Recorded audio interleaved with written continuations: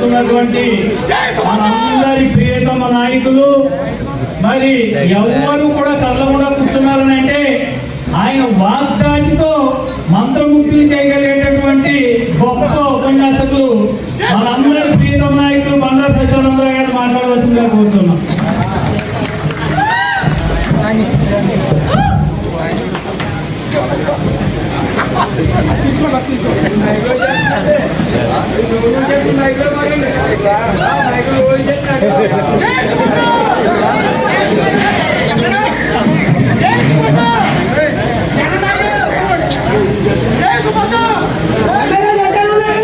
ఈరోజు మన పెనపల్ల గ్రామంలో ఇంచుమించు 9:30 అవుందేమో. ఎవరో కూడా ఎక్కడ ఏదో పని ఉంది, పెళ్లికి వెళ్ళాలి, ఎక్కడికి వెళ్ళాలి ఎవరు అనుకోవట్లేదు. ఇంకా ఎంతసేపు అయినా ఇలాగ కూర్చుందాం అన్నట్టుగా ఉన్నారు అందరూ కూడా, భోజనం మానేసి. మరి ఈనాటి ఇంత చక్కటి సమావేశం ఇక్కడ ఏర్పాటు చేసి అందరూ ఈ విధంగా కలుసుకోవడానికి కారకులు, నేటి సభాధ్యక్షులు, పెనపల్ల గ్రామ ప్రథమ పౌరులు, యువ నాయకులు శ్రీ సంగీత సుభాష్ గారు, మరి సభా నిర్వాహకులుగా వ్యవహరిస్తూ ఎంతో ఉత్సాహంగా సభను ముందుకు తీసుకెళ్తున్నటువంటి మిత్రులు, నేటి కార్యక్రమ నిర్వాహకులుగా ఉన్న శ్రీ సలాద రామకృష్ణ గారు, జనసేన పార్టీ కొత్తపేట నియోజకవర్గ ఇన్ఛార్జ్, మీ అభిమాన నాయకులు సోదరులు శ్రీ బండారు శ్రీనివాసరావు గారు, నేటి కార్యక్రమంలో ఇంచుమించుగా అన్ని ఆయన మాట్లాడేస్తాడు. మరి మా శ్రీని గారు చెప్పినట్లుగా మన మంచి వాగ్దాడి, చక్కగా ఏ కార్యక్రమాన్ని కూడా మంచి పోరాట యోధుడు, సీనియర్ నాయకులు శ్రీ ఆకుల రామకృష్ణ గారు, బీజేపీ పార్టీ కొత్తపేట నియోజకవర్గ ఇన్ఛార్జ్ శ్రీ అయినవెల్లి సత్యబాబు గౌడ్ గారు, బీజేపీ పార్టీ మండల పార్టీ అధ్యక్షులు శ్రీ నాగిరెడ్డి స్వామి గారు, ఆలమూరు మండల తెలుగుదేశం పార్టీ అధ్యక్షులు శ్రీ మెల్ల గోపాలం గారు, జనసేన పార్టీ మండల పార్టీ అధ్యక్షులు శ్రీ సత్యా గారు, సోదరుడు సత్యా గారు, ఇంకా వేది మీద చాలా మంది పెద్దలు ఉన్నారు. పెనపల్ల పార్టీ నాయకులు మిత్రులు శ్రీ ఒక్కబండ్ల లక్ష్మణరావు గారు, మన అడ్వకేట్ సీనియర్ నాయకులు లీగల్ సెల్ శ్రీ కప్పల సునీల్ గారు, మాజీ జడ్పీ శ్రీ రామాజల శేషగిరిరావు గారు, శ్రీ గొడవతి శ్రీనివాస్ గారు, శ్రీ బొక్క ఆదినారాయణ గారు, ఎంపీటీ సభ్యులు శ్రీ పట్టాభి గారు, తండ్రి మమత గారు, రాంబాబు గారు, సందిపూడి సర్పంచ్ శ్రీ వెంకటేశ్వర్లు గారు, జంగా రామారావు గారు, తమ్మన భాస్కర్రావు గారు, ఇంకా చాలా మంది వేదిక మీద చాలా మంది ఆశీనులు అయ్యారు. సాయి గారు, రాయుడు వెంకటేశ్వరరావు గారు, ప్రతి ఒక్కరికి వేదిక మీద ఉన్న ప్రతి ఒక్కరికి మాజీ సర్పంచ్ శ్రీ పెద్దలు గోవింద్ గారు, నేడు శ్రీ గార్పడి త్రిమూర్తులు గారు, ఇక్కడ చూస్తామంటే అందరూ ఉన్నారు, పెద్దలు ఉన్నారు, పంచికట్లు వేసుకొని మంచి వయసులో ఉన్న యువకుల్లా పెద్దలు ఉన్నారు, యువకులు ఉన్నారు, మహిళలు ఉన్నారు, చాలా అన్ని వర్గాల ప్రజానీకం ఉన్నారు. అందరికీ కూడా పేరు పేరున నా హృదయపూర్వక నమస్కారాలు మీ అందరికీ కూడా తెలియజేసుకుంటూ ఉన్నాను. చాలా సంతోషం ఈనాడు ఇక్కడ మిమ్మల్ని అందరినీ కలుసుకోవడం. మా మిత్రుడు చెప్పినట్టుగా ఇది మేమందరం ఎన్నికల్లో మీ అందరూ ఓట్లు అభ్యర్థించడానికి వచ్చినట్టు లేదు. మిమ్మల్ని అందరినీ నిన్ను మేము గెలిపించుకుంటాం, నీ గెలుపు మా బాధ్యత. అత్యధికమైన మెజార్టీ నుంచి పెనపల్ల గ్రామం నుంచి మేము అందిస్తున్నామని సాటి చెప్పడానికి నీకు దన్నుగా ఉన్నాం, నీకు మద్దతుగా ఉన్నాం, నీకేమి ఆలోచించక్కర్లేదు. అత్యధికమైన మెజార్టీ పెనపల్ల గ్రామం నీకు ఇవ్వబోతుంది. ఎన్డీఏ అభ్యర్థిగా, తెలుగుదేశం, జనసేన, బీజేపీ అభ్యర్థిగా మీ గెలుపు, హరీష్ మాధురి గెలుపు ఈ పెరపల్ల గ్రామంలో అత్యధిక మెజార్టీతోటే ప్రారంభం అవుతుందని తెలియజేయడానికి మీరందరూ ఇక్కడ వచ్చినట్టుగా కనిపిస్తా ఉంది. ఈనాడు ప్రజల్లో ఆ విధమైన స్పందన ఉంది. 5 ఏళ్ల దగ్గర పరిపాలన రాష్ట్రం అధోగతి పాలయ్యింది. ఒక సైకో చేతిలో ఈ రాష్ట్రం పడిపోయింది. ఒక సాడిస్ట్ చేతిలో ఈ రాష్ట్రం పడిపోయింది. ఒక్క ఛాన్స్ ప్లీజ్ అంటే ఒక్క ఛాన్సే కదా అందరూ అనుకున్నారు. చాలా బాగా మాట్లాడుతున్నాడు, మడమ తిప్పనంటున్నాడు, మాట తప్పనంటున్నాడు, నేను ఉన్నాను విన్నాను అంటున్నాడు, అన్నొస్తాడు అంతా మార్చేస్తానంటున్నాడు, ముద్దులు పెడుతున్నాడు, పాదయాత్ర చేసుకుంటూ కష్టపడుతున్నాడు అనుకుని రావాలి కావాలి అన్నారు. ఇప్పుడు వచ్చేసాడు. అందరికీ ఏం జరిగింది మరి ఎవరేమనుకుంటే మాట చెప్తాను నేను. అయ్యో పెద్దగా చెప్పాడు దూరం తీరిపోయిందని చెప్తున్నాడు. పెద్దగా చెప్పేస్తున్నాడు దూరం తీరిపోయింది అంటే ఒక చిన్న మాట. నీకు ఎవరు మాట్లాడడానికి లేదు ఆ మాట గురించి. అంత ఇబ్బంది వచ్చింది. అన్ని వర్గాలు నష్టపోయారు, అన్ని వ్యవస్థలు ఒప్పుకూలిపోయాయి, అన్ని రంగాలు సర్వనాశనమయ్యాయి. రైతు, వ్యాపారస్తుడు, ఉద్యోగస్తుడు, విద్యార్థి, దళిత వర్గాలు, బలహీన వర్గాలు, సినిమా వాళ్ళు లేదా హాస్పిటల్ వాళ్ళు, కాలేజీ వాళ్ళు, కాంట్రాక్టర్లు, నిరుద్యోగులు ఎవడు మిగలలేదు. స్వాతంత్రం వచ్చాక ఎలాంటి ముఖ్యమంత్రిని, ఎలాంటి పరిపాలనని నాకు కూడా దగ్గర 4 దశాబ్దాల అనుభవం. ఎన్టీ రామారావు పార్టీ పెట్టినప్పుడు నేను చేరాను. ఇప్పుడు దాకా కూడా రాజకీయ అనుభవం ఉంది.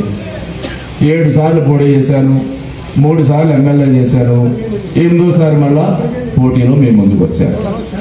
ఎప్పుడు ఎలాంటి పరిపాలన కానీ ఎలాంటి ముఖ్యమంత్రి కానీ చూడలేదు. అందుకే ఈనాడు ఆలోచిస్తూ ఉన్నారు. రాష్ట్రం విడిపోయింది. మద్రాసులో ఉండేవాళ్ళు, మన రాజధాని ఇప్పుడు మద్రాసు, తర్వాత కర్నూలుకి వచ్చాం. అది కాదు మళ్ళీ హైదరాబాద్ అన్నారు. హైదరాబాద్ నుంచి మళ్ళీ తరివేరు. హైదరాబాద్ అభివృద్ధి చేశాక అమరావతి రాజధాని పెట్టుకుని అందరూ అంగీకరించి శాసనసభలో తీర్మానం చేసి జగన్మోహన్ రెడ్డి గారు కూడా ఒప్పుకుని ఆయన కూడా అక్కడ ఇల్లు కట్టుకుని అన్ని మన రాజధాని పెట్టుకుని ఒక అమరావతి అనే వరల్డ్ ప్రపంచంలోనే గుర్తింపు వచ్చేలా దాని ముందుకు వెళ్తా ఉన్నారు. ఆ తరుణంలో ఈ ముఖ్యమంత్రి వచ్చాడు జగన్మోహన్ రెడ్డి గారు. రాజధాని అంటే ఏంటో చెప్పుకోలేని దౌర్భాగ్యమైన పరిస్థితుల్లో పడ్డాం. విభజిత రాష్ట్రం, కేంద్రంలో కనీసం ఒక్క మాట కూడా మాట్లాడలా. ప్రత్యేక హోదా అడగపోయాడు. విభజన హామీలు కూడా ఏదో అమలు చేయాల. ఆనాడు విభజన చట్టంలో రాష్ట్రానికి రావాల్సినటువంటి హక్కుల గురించి కూడా కనీసం అంతమంది ఎమ్మెల్యే నుండి, అంతమంది ఎంపీ నుండి నోరు విప్పని చెత్త ముఖ్యమంత్రి, చేతకాని ముఖ్యమంత్రి జగన్మోహన్ రెడ్డి. కనీసం రాష్ట్రం గురించి మోడీని 5 ఏళ్లలో ఒక్కసారి గట్టిగా నోరు మీద కూడా అడగాలి. రాష్ట్రానికి న్యాయం జరగాలి. ఆయన ఒక ముఖ్యమంత్రి. ఈ రాష్ట్రం నష్టపోయింది. ఒక్క అభివృద్ధి కూడా లేదు. సంక్షేమం పేరుతో డ్వాక్రా వేస్తా ఉన్నారు. ఈనాడు అన్ని వర్గాల ప్రజలు దిక్కుతోచని స్థితిలో ఉన్నారు. ఈ రాష్ట్రాన్ని కాపాడుకోవాలని ఆలోచన చేసిన ఏకైక నాయకుడు ఎవరైనా ఉన్నారంటే అది పవన్ కళ్యాణ్ గారిని కూడా సందర్భంగా నేను ధైర్యంగా మీకు చెప్పగలుగుతాను. ఆయన చంద్రబాబు నాయుడు గారితో జైల్లో ఉన్నప్పుడు ములాఖత్ అయిన వెంటనే ఈ రాష్ట్రాన్ని కాపాడుకోవాలి, రాజకీయ ప్రయోజనాలు కాదు, అధికారం కాదు, సీట్లు కావు, ముందు ప్రజలకి మనం మేలు జరగాలి, రక్షణగా ఉండాలని ఆలోచించి ఈనాడు మోడీ గారిని కూడా ఒప్పించి, మోడీ గారిని కూడా కలుపుకొచ్చి మోడీ గారి సహకారంతో ఈ రాష్ట్రాన్ని రేపు కేంద్రంలో బీజేపీ ప్రభుత్వం మూడోసారి రాబోతా ఉంది. రాష్ట్రంలో కూడా ఎన్డీఏ ప్రభుత్వం వస్తే కేంద్రంలో ఎన్డీఏ ప్రభుత్వం, రాష్ట్రంలో ఎన్డీఏ ప్రభుత్వం డబల్ ఇంజిన్ సర్కార్. అంటే అక్కడ ఒక ఇంజిన్ కేంద్ర ప్రభుత్వం అయితే రెండో ఇంజిన్ రాష్ట్ర ప్రభుత్వం. కేంద్రం రాష్ట్రం ఈ ప్రజలను ఆదుకుంటేనే కానీ ఈ రాష్ట్రం గాడిలో పడదు, ఈ రాష్ట్రం బాగుపడదు, ఈ రాష్ట్రం అభివృద్ధి జరగదని ఆలోచన చేసే రాజకీయాల గురించి ఆలోచించకుండా ముందుగా ఈ వైసీపీ పార్టీని తరిమి కొట్టాలి, బంగాళాఖాతంలో ఈ యొక్క వైసీపీ ప్రభుత్వాన్ని కలిపేయాలనే ఆలోచనతో, జగన్మోహన్ రెడ్డిని గద్దె దింపాలనే ఆలోచనతో ఈనాడు అందరూ కలిసికట్టుగా పయనం చేస్తూ ఉన్నారు. మోడీ గారు పెద్ద ఆయన తక్కువ కాదు. ఈ రాష్ట్రాన్ని ముందుకు నడిపించే ఆయన శక్తి సామర్థ్యాలు దేశంలోనే ప్రపంచంలోనే ఒక్క గొప్ప బలమైన నేత మన నరేంద్ర మోడీ గారు, మన ప్రధానమంత్రి. చంద్రబాబు నాయుడు గారు తక్కువ కాదు. చంద్రబాబు నాయుడు గారు దేశంలో ఒక్కసారి రాజకీయాన్ని శాసించాడు, ఢిల్లీ రాజకీయాలనే శాసించిన వ్యక్తి. పవన్ కళ్యాణ్ గారు అంతకంటే తక్కువ. ఆయన జనాకర్షణ వ్యక్తి, ఏదైనా సెలబ్రిటీ. ఆయన కోరుకుంటే ఆయన కాదనుకునేది ఏమీ లేదు, ఏదైనా సాధించగలే ఆయన కోరుకుంటే జరిగే పరిస్థితి ఉంది. అయినా కానీ దేనికోసం ఈనాడు రాజీ పడ్డారు. అనేక మంది అనేక అవమానాలు, అనేక రకరకాలుగా వారిని కామెంట్లు చేస్తూ ఉన్నా, విమర్శలు చేస్తూ ఉన్నా పట్టుకుని ఒకే ఒక లక్ష్యం, ఈ రాష్ట్రాన్ని కాపాడుకోవాలి, ప్రజల్ని అండగా ఉండాలి, భావి తరాల పిల్లలు బాగుండాలి. నేను ఒకే ఒక ఉదాహరణ మన వాళ్ళు కూడా కొద్దిగా టచ్ చేసి చెప్తా ఉన్నా. ఎందుకు గంజాయి రాష్ట్రంలో విచ్చలవిడిగా ఉంది? ఎందుకు కొత్తపేటలో గంజాయి విచ్చలవిడిగా గ్రామ గ్రామాన దొరుకుతా ఉంది? పదుల సంఖ్యలో యువకులు 30 సంవత్సరాల లోపు వాళ్ళు ఆత్మహత్యలు చేసుకుని, ఉరిలు వేసుకుని, లేదా పురుగు మందులు తాగి చనిపోతా ఉన్నారంటే ఆ గంజాయి కారణం కాదా? చంటి బిడ్డలు ఎంతో మంది వాళ్ళకి పెళ్లిళ్ళై మరి ఏడాదో 2 ఏళ్ళలో 3 ఏళ్ళు ఉన్న చంటి పాపలు లేదా గర్భిణీతో ఉన్న వాళ్ళ భార్యలు వాళ్ళ పలకరింపడానికి ఎంత ఉంటే ఆ యువకుల రాలిలో ఒకే గ్రామంలో 15 మంది గంజాయి బారిన పట్టడం వల్ల ఆత్మహత్యలు చేసుకోవడం జరిగింది. ఒకే 10 రోజుల్లో 6-7 నేను పలకరించిన పరామర్శకు వెళ్ళడం జరిగింది. చాలా బాధ కలిగింది. కనీసం ఈ గంజాయిని అరికట్టాలనే ధ్యాస కూడా లేదు ఈ వైసీపీ నాయకులు. ఈ ప్రభుత్వం కళ్ళు మూసుకుని అమరిస్తూ ఉంది. గంజాయిని అరికట్ట, గంజాయిని ప్రోత్సహించేదే వాళ్ళు. ఏ గంజాయి సాగును అరికట్టలేరా? గంజాయి సరఫరాని అరికట్టలేరా? తలుచుకుంటే ఎంత ప్రభుత్వానికి ఎటక బట్టీల్లో కూడా గంజాయి దొరుకుతుంది. హై స్కూల్లో పిల్లలు గంజాయి తాగుతున్నారే. నేను ఒకే ఒకటి అడుగుతూ ఉన్నా, అంటే ఈ ప్రభుత్వానికి కేవలం మాఫియా దోపిడీ తప్ప ఇంకొకటి పట్టట్లేదు. అందుకే ఏది చూసుకున్నా అన్ని కూడా ఈ ప్రభుత్వం వచ్చిన తర్వాత సర్వనాశనం చేశారు. దాన్ని మనం కాపాడుకోవాలి, రక్షించుకోవాలి.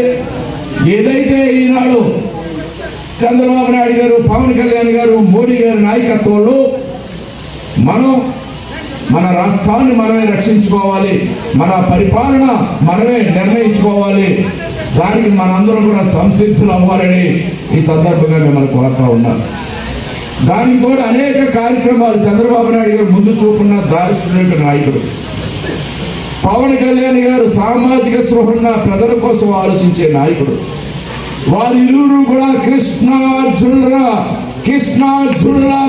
మోడీ గారి సహకారంతో ఈ రాష్ట్రాన్ని ముందుకు తీసుకెళ్తారు. దానికి మనందరూ కూడా అండదండలు అందించి వారికి అండగా ఉండాలని కోరుకుంటా ఉన్నా. దానికి తోడు మనం ప్రభుత్వ పరంగా ఈ ప్రభుత్వం వచ్చింది, మీ ఊర్లోనే చూసుకుందాం. ఇళ్ల స్థలాలు ఇచ్చారు. వాళ్ళు కొత్తగా తెచ్చారా? వాళ్ళ భూమి ఏమైనా కొనిచ్చారా? కీర్తిశేషులు సంగీత వెంకటరెడ్డి గారు 3 సెంట్లు ఇచ్చిన భూమిని 47 పట్టాలు ఇస్తే దాన్ని 94 పట్టాలు చేసి సెంటున్నర పాత వాళ్ళకి, సెంటు 25 కొత్త వాళ్ళకి ఇచ్చి వాళ్ళ డబ్బా కొట్టుకుంటూ ఉన్నారంటే చేతకాని చెత్త పరిపాలన ఇది. ఏనాడు ఇచ్చిన పట్టాలు వాళ్ళ దగ్గర లాక్కుని దాన్ని తిరిగి మళ్ళీ వాళ్ళకి 3 సెంటున్నర చేస్తారా? కొత్తగా మళ్ళా మీకు కావాల్సిన వాళ్ళకి ఇచ్చుకుని అర్హులకి నోట్లో మట్టి కొడతారా? ఇదా ఇలా ప్రభుత్వం? లేదా సచివాలయం ఉంది ఇక్కడ 20 లక్షల గ్రాంటు గడప గడపకి వైసీపీ ప్రభుత్వాన్ని తిరిగారు. 20 లక్షల గ్రాంట్ ఇస్తా ఉన్నారు. ఈ ఊర్లో 20 లక్షల గ్రాంట్ వచ్చిందా? వాళ్ళు ఏదైనా ఒక పని చేశారా? ఒక శాంక్షన్ ఇచ్చారా ఈ ఊర్లో? ఈ వైసీపీ ప్రభుత్వం, ఈ శాసనసభ్యుడు జగ్గిరెడ్డి గారు ఆలోచించాల్సిన అవసరం. ఒక్క రూపాయి పని చేయలేదు ఈ ఊళ్ళో. ఆ 20 లక్షలు కూడా మునిగిపోయాయి. మరి అదేవిధంగా ఇంకా ఎన్నో కార్యక్రమాలు సూపర్ 6 మనోళ్ళు అన్నాడు. సూపర్ 6 కార్యక్రమాలు ఉన్నాయి. చంద్రబాబు నాయుడు గారికి భవిష్యత్తు గ్యారంటీ కల్పిస్తూ బాబు షూరిటీ ఇస్తా ఉన్నాడు. మహిళల కోసం అనేక కార్యక్రమాలు. మహిళలకు తల్లి నీకు వందనం అని ఎంతమంది చదువుకున్న బిడ్డలుంటే వాళ్ళందరికీ కూడా వాళ్ళ ఇంట్లో 2 3 చదువుకునే పిల్లలు ఒక్కొక్కరికి 15,000 రూపాయలు చొప్పున ఒక్కొక్క బిడ్డకి కూడా ఇవ్వడం జరుగుతుంది. ఇప్పుడు అమ్మ ఒడిని ఒక బిడ్డకి 13,000 ఇస్తున్నారు. రేపు అందరికీ కూడా ఎంతమంది బిడ్డలు ఉన్న వాళ్ళకి చదువుకునే వాళ్ళు 15,000 చొప్పున ఇస్తారు. ఆడబిడ్డ నిధి కింద ప్రతి మహిళ 18 సంవత్సరాలు నిండిన ప్రతి మహిళకి కులం లేదు, మతం లేదు, డ్వాక్రా గ్రూప్ లో ఉండాలని లేదు, ఒక్కొక్కరికి నెలకు 1,500 చొప్పున సంవత్సరానికి 18,000 రూపాయలు 18 సంవత్సరాలు నిండిన ప్రతి మహిళకి కూడా అందివ్వడం జరుగుతుంది. 3 గ్యాస్ సిలిండర్లు ఉచితంగా ఇవ్వడం జరుగుతుంది. జిల్లాలో మహిళలందరికీ ఉచిత బస్ ప్రయాణం ఏర్పాటు చేయడం జరుగుతుంది. ఇళ్ల స్థలాలు 2 సెంట్లు ఇళ్ల స్థలం అందరికీ 2 సెంట్లు చొప్పున ఇళ్ల స్థలం. ఎవరికైతే స్థలాలు రాలేదో, ఎవరికైతే వాళ్ళు అన్యాయం చేశారో వాళ్ళందరికి కూడా ఇళ్ల స్థలం ఇచ్చే బాధ్యత మే వేదిక మీద ఉన్న మేమందరం కూడా తీసుకుంటామని సందర్భంగా మీకు హామీ ఇస్తా ఉన్నాం. అదేవిధంగా ఒక ఇల్లు కట్టారా? ఎన్ని ఇల్లు కట్టుంటారు 5 ఏళ్ళలో మీ ఊర్లో? ఈ ఊర్లో ఏమైనా ఇల్లు కట్టారండి కృష్ణ గారు? ఎక్కడా ఒక ఇల్లు కూడా కట్టల. సంవత్సరానికి నియోజకవర్గంలో 2,000 ఇల్లు కట్టేవాళ్ళం. ప్రతి ఊరు 30, 40, 50 ఇల్లు కట్టించేవాళ్ళు. ఈ ప్రభుత్వం వచ్చిన తర్వాత 5 ఏళ్లలో ఒక్క ఇల్లు కూడా కట్టలేదు. అదేవిధంగా ఒక టీచర్ ఉద్యోగం వేశారండి. ఎవరికైనా ఒక టీచర్ ఉద్యోగం వచ్చిందా మీ ఊర్లో? ఒక్కరు కూడా ఉద్యోగం లేదు. జాబ్ క్యాలెండర్ లేదు, ఉద్యోగం లేదు. యువత చదువుకుని వాళ్ళకి ఉద్యోగాలు రాక, పరిశ్రమలు రాక, ఉద్యోగ ఉపాధి అవకాశాలు లేక, అందుకే యువకుల కింద 20 లక్షల ప్రైవేట్ ప్రభుత్వ ఉద్యోగాల కల్పన కోసం నిర్ణయం తీసుకున్నారు. డిఎస్సిగా టీచర్ ఉద్యోగాలు కూడా ప్రభుత్వం వచ్చిన 60 రోజుల్లోగా మెగా డిఎస్సి కూడా పిలవబోతా ఉన్నారనే విషయాన్ని కూడా తెలియజేస్తా ఉన్నాం. అదేవిధంగా పెన్షన్లు ఇంకెవరూ దొరకలేదు పాపం. పెద్దవాళ్ళు, వృద్ధులు వాళ్ళు ఏదోలాగా మాయ చేయాలి, మభ్య పెట్టాలి, ఏమార్చాలని ప్రయత్నం చేస్తా ఉన్నారు. పెన్షన్దారులకి దగా చేశాడు. ఎన్నికల ముందు 3,000 చేస్తా ఉన్నాడు 2019లో. వచ్చాక ఏం చేశాడు? పెంచుకుంటూ పోతానన్నాడు. సంవత్సరానికి 250 రూపాయలు చొప్పున 5 సంవత్సరాలు పూర్తి అయ్యేటప్పటికి జనవరికి 3,000 చేశాడు. ఆ రోజునే 3,000 అందాలి పెన్షన్దారులకి. అది పోగా ఈనాడు వాలంటీర్లు పెట్టి ఇంటింటికి పట్టుకెళ్తున్నాం. తెలుగుదేశం ప్రభుత్వం అయితే మీ ఇంటింటికి రాదు, మళ్ళా మీరు వెళ్ళి తెచ్చుకోవాలి, మీకు ఎవరికి ఇంటికి పెన్షన్ రాదు చూసుకోండి అని చెప్పి వాళ్ళ ఆందోళన గురి చేసి భయపెడతా ఉన్నారు పెన్షన్దారుల్ని. ఈ పెన్షన్దారులందరికీ కూడా మనం చెప్పాల్సిన అవసరం ఉంది. పెన్షన్దారులు ఎవరు ఏ అభద్రతా భావానికి గురి కావాల్సిన అవసరం లేదు. ఇప్పుడు ఏ విధంగా పెన్షన్ అందుతా ఉందో అదే విధంగా పెన్షన్ వారింటికే ఇదే సిస్టమ్ లో అవసరమైతే వాలంటీర్ మాడతాడు. మన కుటుంబాల పిల్లలైనా వాలంటీర్లకు వస్తారు, కానీ వాలంటీర్ సిస్టమ్ ద్వారానే పెన్షన్దారులందరికీ ఇంటింటికి పెన్షన్ అందివ్వడం జరుగుతుంది. ఈ ప్రభుత్వం కావాలని ఈనాడు పెన్షన్ ఇంటికి పంపించకుండా రాజకీయంగా మనల్ని బురద జల్లని ఆలోచనతో తెలుగుదేశం పార్టీ మీద, ఈ ఎన్డీఏ పార్టీ మీద చెయ్యాలనే ఆలోచనతో చేస్తా ఉంది తప్ప ఎంత మాత్రం పెన్షన్లు ఇంటింటికి పంపడం జరుగుతుంది మన ప్రభుత్వం వచ్చిన తర్వాత అనేది కూడా వాళ్ళకి చెప్పొచ్చు. అదేవిధంగా ఈనాడు పెన్షన్ ఏప్రిల్ 1వ తేదీ నుంచి ఏప్రిల్ నెల నుంచి పెన్షన్ 4,000కి పెంచడం జరిగింది. అంటే ఎన్నికలు మేలో జరిగితే ఫలితాలు జూన్లో వస్తాయి. జూన్ నెలాఖరు కొత్త ప్రభుత్వం వస్తుంది. జూలై 1వ తారీఖు వచ్చేసరికి 4,000 రూపాయలు నెల నెల పెన్షన్తో పాటు అదనంగా 3,000 కలిపి ఏప్రిల్, మే, జూన్ 3 నెలలు 3,000, జూలై 1 పెన్షన్ 4,000, 7,000 రూపాయలు కూడా పెన్షన్ దానికి అందివ్వడం జరుగుతుందనేది తెలియజేస్తా ఉన్నా. అదే కాకుండా 3 దివ్యాంగులకైతే 6,000 రూపాయలు పెంచడం జరుగుతుంది. ఇంతవరకు ఉన్న పెన్షన్ దివ్యాంగులకు 6,000 రూపాయలు పెంచడం జరుగుతుంది.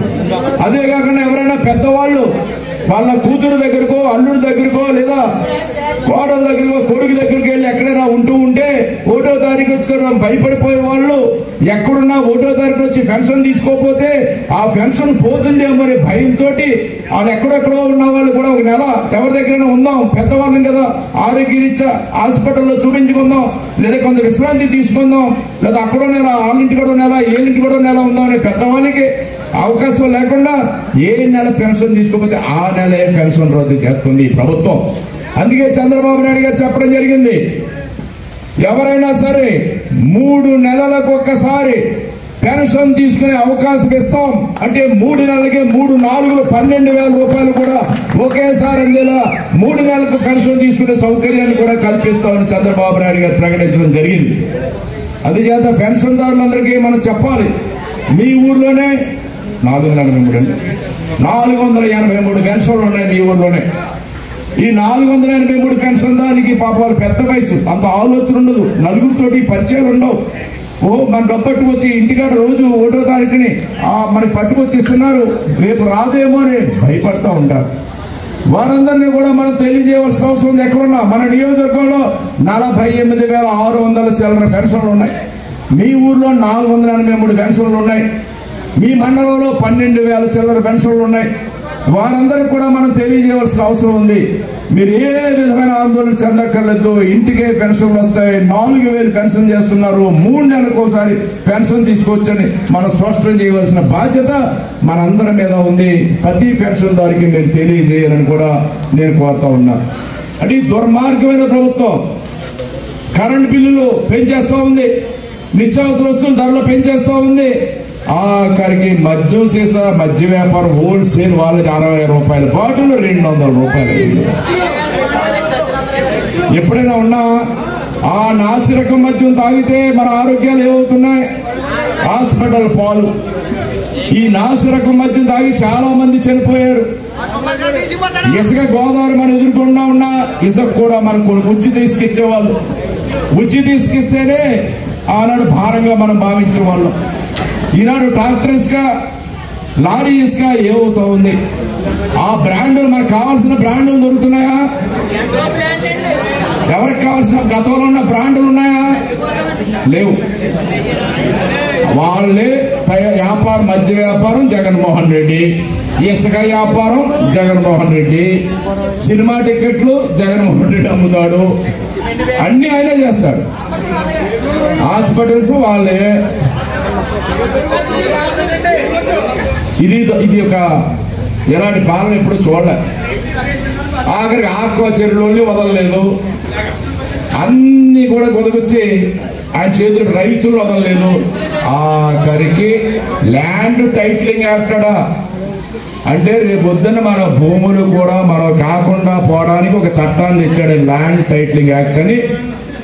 ఆ భూమి ఎవరో ఒకరి పేరు ఏదో డ్రాయింగ్ చేసుకుంటే ఎవరికైనా 2 సంవత్సరాల లోపల మనం దరఖాస్తు చేసుకోకపోతే దాని మీద కోర్టుకి వెళ్ళకూడదంట. మనం వీళ్ళకి అప్పీల్ చేసుకోవాలంటే అధికారులకి, అంటే చెప్పు చేతుల్లో పెట్టుకుని అవసరమైతే బాగా భూములు ఆస్తులు ఉన్న వాళ్ళు ఆస్తులు భూములు కొట్టేయడానికి కూడా కొత్త చట్టాన్ని ల్యాండ్ టైటిలింగ్ యాక్ట్ అనే యాక్ట్ని పట్టుకొచ్చాడు ఆయన. దానికి లాయర్లందరూ కూడా ఆందోళన చేస్తూ ఉన్నారు. భవిష్యత్తులో మళ్ళా ఇంకొక తప్పు జరిగితే మన భూములు మనవి కావు, మన ఆస్తులు మనవి కావు, అసలు మన ఒంటి మీద బట్టలు కూడా మనకు ఉండవని తెలియని పరిస్థితి ఈనాడు ఈ ముఖ్యమంత్రి తీసుకొస్తాడని మీకు తెలియజేస్తా ఉన్నా. దాన్ని గమనించాలి. చాలా సమయం అయింది, నేను వాళ్ళని ఎక్కువసేపు మాట్లాడుతున్నాను. చాలా విషయాలు ఉన్నాయి కానీ ప్రధానంగా మీ అందరికీ విజ్ఞప్తి ఒకటే, ఇవాళ ఒక చారిత్రాత్మకమైన ఆవశ్యకత ఉంది. మీ గ్రామం చాలా మంచి గ్రామం, రాజకీయ చైతన్యవంత గ్రామం. ఈ గ్రామాన్ని అభివృద్ధి చేయడం కోసం నా వంతు కృషి. నేను ఒక్కసారి ఎమ్మెల్యే చేశాను. మీ మండలం కలిసి 3 సార్లు, 2 సార్లు 14, 19లో ఓడిపోయాను. 9లో ప్రజారాజ్యం తరపున గెలిచాను. మీ గ్రామ రుణం తీర్చుకోవడానికి నేను ఎంతవరకు పనిచేయాలో అంతవరకు ఆ రోజున నేను పనిచేయడం జరిగింది. అనేక రోడ్లు, డ్రైన్లు అన్నీ కూడా మనం చేసుకోవడం జరిగింది. ఇంకా దీన్ని చాలా అభివృద్ధి చేసుకోవాల్సిన అవసరం ఉంది. మరి యువ నాయకుడు సుభాష్ గారు చాలా బాగా గ్రామాభివృద్ధికి పాటుపడుతూ ఉన్నారు. పంచాయతీల ద్వారా లేకపోయినా 14th ఫైనాన్స్, 15th ఫైనాన్స్ నిధులతోటి, లేదా ఓఎన్జీసీ నిధులు కూడా సంపాదించుకుని, లేదా ఇంకా నా పెద్ద ఇండస్ట్రీల వారు ఉన్న వాళ్ళ సహకారాలు కూడా తీసుకుని బాగా అభివృద్ధి చేస్తూ ఉన్నారు. నిజంగా ఈ ప్రభుత్వంలో ప్రతిపక్ష సర్పంచ్ పనిచేయడం అంటే, ఎందుకంటే వాళ్ళ సర్పంచ్కే దిక్కులేదు,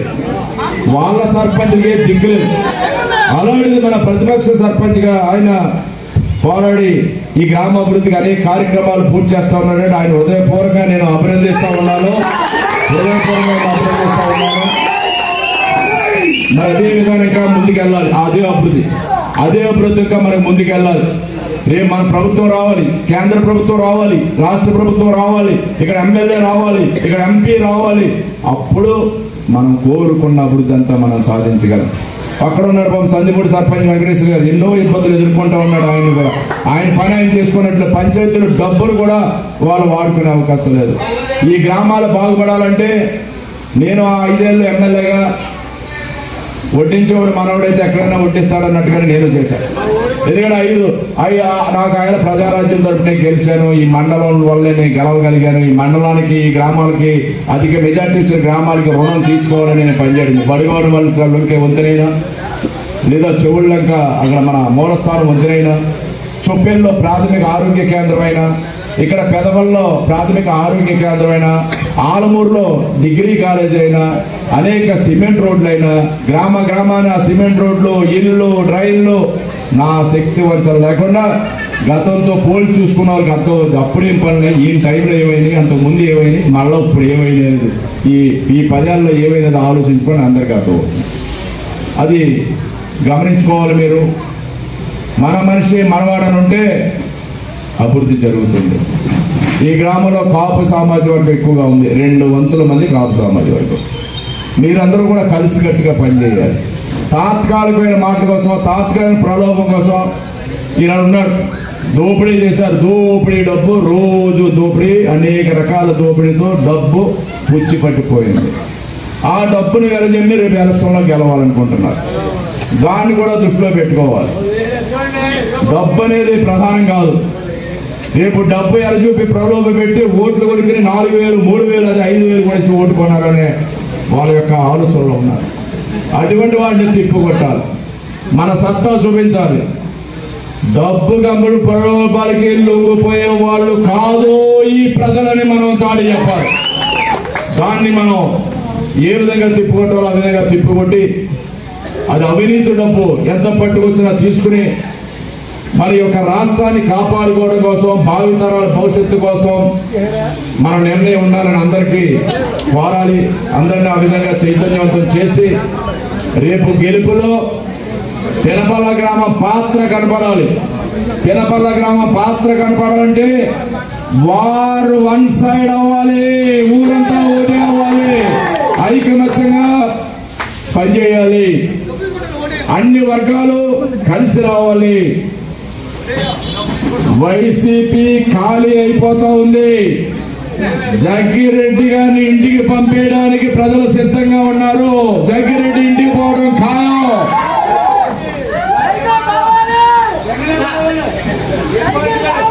అవన్నీ కూడా ఇప్పుడే అన్నారు. చిన్న పిల్లవాడు ఇంట్లోకి వెళ్తూ అడిగితే చెప్తా ఉన్నారు, మళ్ళా సైకో పోవాలి.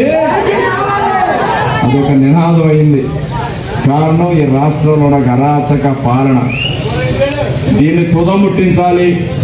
దానికి మీరందరూ కూడా అంకితం కావాలని కోరుకుంటూ, మరి ఈ రోజు నాకు అవకాశం ఇచ్చినందుకు మీతో ఉంటే ఇంకో గంట మీతో ఎలా గడిపేయాలని ఉంది. కానీ నాకు ఇక్కడ మాకు పనులు ఉన్నాయి, పిల్లలు ఉన్నాయి, బయటకు వెళ్ళాలి. ఇంకో గంట మీతో గడిపేద్దామని ఉంది మాకు. ఇంత చక్కగా మీరు వింటున్నారు. ఎవరో మొఖాలు వేలాడేట్లు ఎప్పుడు పోతారు రాయడని మీరు చూడలేదు, ఇంకా మాట్లాడమని చూస్తున్నారు మీరు. అందుచేత కానీ మాకు పనులు ఉన్నాయి. అందరూ పెద్దలందరూ మాట్లాడారు. ఇసుక రప్పించిన భావ్యం కాదు.